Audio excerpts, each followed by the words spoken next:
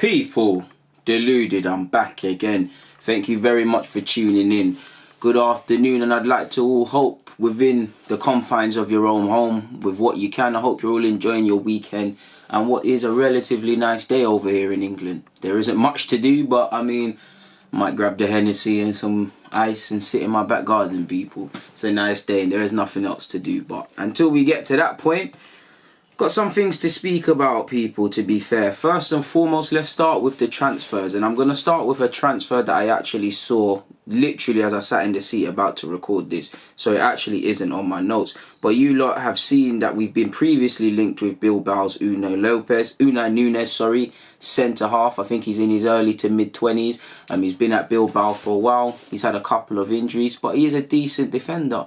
I'm not too sure if he's the tallest. I think he's 6 foot something, but I don't think he's the tallest on the tall side of the 6 foot. If 6 foot is tall in itself, I'm not 6 foot.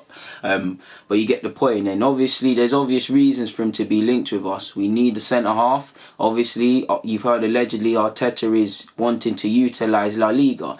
Naturally, because of Arteta's being Spanish and his coaching staff having some Spanish members, naturally speaking, we should keep one eye open to the Spanish market. Leroy Sane as well.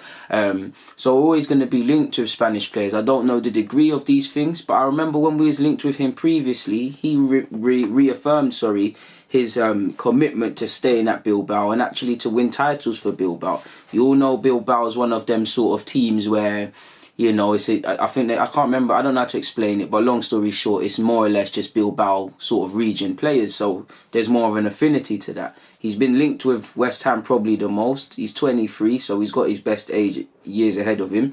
A couple of years ago, he had a great game against Barcelona, and I'm sure against Madrid too, and one against Villarreal. Like I said, this season's been disrupted with injuries, but he's still 23. He's still, you know, been capped by Spain technically. So there is potential there, to be fair. And he's comfortable from what I've seen on either side of the defence. He's made 18 appearances this season, 12 in all competitions. We've been linked with him. We've been linked with Paul Torres. Both of them, ironically, have been linked with Man City, another Premier League team you'd imagine makes a centre-half signing. I could be wrong. I'm sure he's had issues with injuries, but I could be wrong. Like I said, I'm not watching Bilbao religiously, but I'm sure he has had a couple of knocks this season. Apparently, just a quick Google search, people, apparently he's got a €30 million release clause, people. So again, that's not the biggest of outlays. That's what we paid for Saliba. You know, you've seen Upamecano. Apparently his release fee, is going to drop, but the magic figure seems to be €50 million, and other centre halves like that. Even Issa Diop that we've been linked with West Ham, 50 minimum. You already know. You know, it might be wise if he stays at Bilbao. He's seen as someone that's going to take over in the national team as one of, you know, the first choice centre halves. He's actually been linked with Real Madrid previously as well, and I think he models his game, or apologies, people, very unprofessional, but like I said, apparently he's modelled his game previously or looked up to Sergio Ramos. He's been previously linked with Bayern Munich and clubs like this. I think he's decent. I do think he can get caught flat-footed at times just by watching him, but I'm not watching him religiously, and to be fair, I think he's better than the options we have. He's one of these, he's comfortable on the ball, but you get the vibe with him, and it's silly to say with defenders that he actually likes to defend people. It's quite crazy. Now, pardon me, keeping up with the theme of being linked with Spanish players, we've been linked with a 19-year-old who plays for Real Madrid. His name is César Gelabert. Forgive me for mispronunciation, which I've probably butchered, but he's 19 years of age. End of his contract is in 2020. He's been linked with us. He's been linked with Dortmund. I think he's been linked with a couple other clubs here and about, people. So I don't know every club, but what I have seen from him, he's a decent player. He's probably gone off the boil just as someone living in England looking at Spain or what's going on in Spain in the last couple of seasons. There was, you go back 2018, I'm sure he made his debut while still technically eligible for Real Madrid's equivalent of the junior side for their reserves, people. I'm also sure he was training with the first team. Now, that doesn't mean he was going to make his debut, but, you know, if you're training with the first team and making up the numbers, they believe you're already surely of a technical level to fit in. You're not going to let the session down, sort of thing. You know, he can play as a creative midfielder. I've actually seen him play as on the flanks, and I've seen in a game him actually filling up front, although that's not him. Like you'd expect with someone Spanish and with Real Madrid, he's very technical, people. He's, you know, he's a fairly strong carrier of a ball. He's got a good eye for a pass. Loosely kind of similar to Emil Smith-Rowe, just in terms of playing style. And I don't mean like for like, you do see some similarities.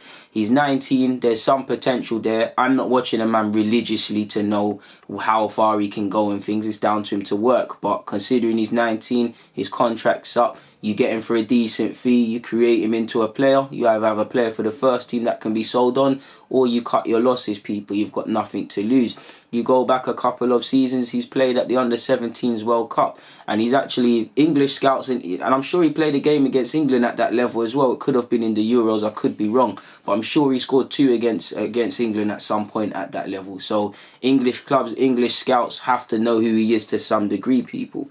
If we look at the article that I found, people, it's more or less reiterated the same thing I came across.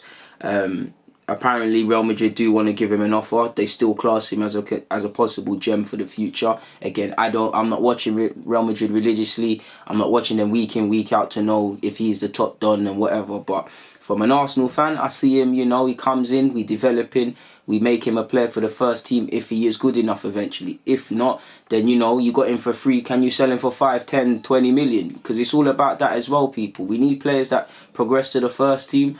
But maybe when all the eggs are firmly hatched and we've sorted everything out, I want to see, it might be bewildering, but there's a couple players that I want to see come into this team, just general, not specifically. You know, you might see them come into Arsenal and they never play a game, but they were bought for a couple of thousand and they're sold for a couple of million. We need to do these sort of things like you see other clubs doing, people.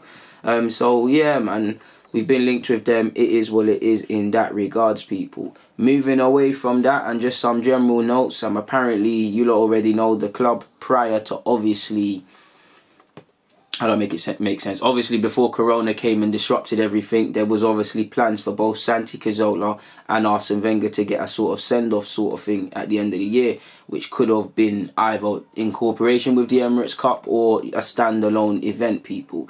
You know, I don't know the progress of this also, people, but off the back of that, you'll know that someone was commissioned more or less to carve a bronze-plated statue of our former manager Arsene Wenger. You know, congratulations to Mesut Ozil in the last few months or whatever. He's become married, he's had a child, he's become a family man, and you know, only he can tell you what that's done for him. But again, it might be for tax purposes, but apparently in terms of gifts, he gave his wife, he transferred his property in London to his wife after the birth of their daughter. Obviously, it's allegedly worth £10 million, and you know, a bit of that might be for tax reasons, a bit, you know, it gets. But also, you can tell he likes London, man. You can tell he feels comfortable here. I genuinely feel you will see Mesut Ozil on a frequent basis in London when he calls it a day, because the lifestyle fits in with him. I do think he'll try the America thing or Turkey when he calls it a day here, saying that he hasn't got many options. But I do think London's a place he likes, people. Obviously, we all know sadly what happened to him and Kolasinac. In terms of Torreira, apparently Torreira's donated 2,000 food parcels to those in need in his hometown of Uruguay. Footballers are often, you know, looked at and demonized when it comes to money, but it's lovely to see Torreira hasn't forgotten where he's came from. And that doesn't just go for Torreira. There's been many players, both in England and elsewhere, doing little things, giving donations, raising little charities, you know, doing little things to try and help somebody within this, you know, sadly, thing we're going with over the world, in the world, people, this Corona stuff. But it is what it is. The team remains unknown, people, but apparently Turkish reports are saying Unai Emery could take over a role in the country, whatever that means. I don't know. But there isn't much more to speak about. Finally, Inter Milan are again linked with Aubameyang. Again, it's kind of easy to make that rumour, because these things, merry-go-rounds typically never happen. But in the same way you're seeing Haaland forever linked with Real Madrid, you're seeing Lautaro Martinez of Inter Milan linked with Barcelona, seen as someone to help them for the short, medium and obviously long term. You're seeing 100 million quoted. You know, they could, I suppose, Icardi could make a return or whatever. Surely something could happen there if he's not going to be permanent at PSG. But probably all bridges are burnt. If he was to, obviously, if Martinez was to go to Barcelona, then Inter Milan would need a replacement for their star man. And if they can't bring one through now or next season, they could go for Aubameyang for a couple of years, because he's, you know, he came through at their rivals AC Milan. He speaks their language. Obviously, he's in the late part of, not late 30s, but in footballer terms, he's not got long left, but he's barely ever injured. So that tells you he looks after himself well. Obviously, he's would be going back to Italy, where I always say at 34 is probably the new 21 in Italy. They'll extend your career by a couple of years, whether that's what they do in terms of medical treatment, physio, training, fancy training schedules, I don't know. But I've always found it crazy that Italy can extend your playing career. So there's many reasons. Obviously, they're in the Champions League, or I don't know for qualification now, but they was in it. So there's that carrot. Obviously, playing under Conte, a man that's won what there has been to offer in Italy. He's obviously a Premier League winner as well. You know, Conte's got pedigree, and it might entice him to go for that. You'd be inclined to believe he's got more of a chance winning stuff at Inter Milan. Now, saying that, Juventus are the league bullies and are a level ahead of everybody else. So how feasible is it he'd win the league trophy? Champions League, you don't know what could happen in it, but it is what it is. But you know, Italy's a lovely way of life. Milan's a lovely city. You know, he's lived there before. So there's everything that points towards hitting the ground running. So we'll see what happens in Aubameyang's case, if that is true. But for now, nothing more to add, people. So I'm going to get out of it. People, it's always a pleasure. Deluded, I'm out.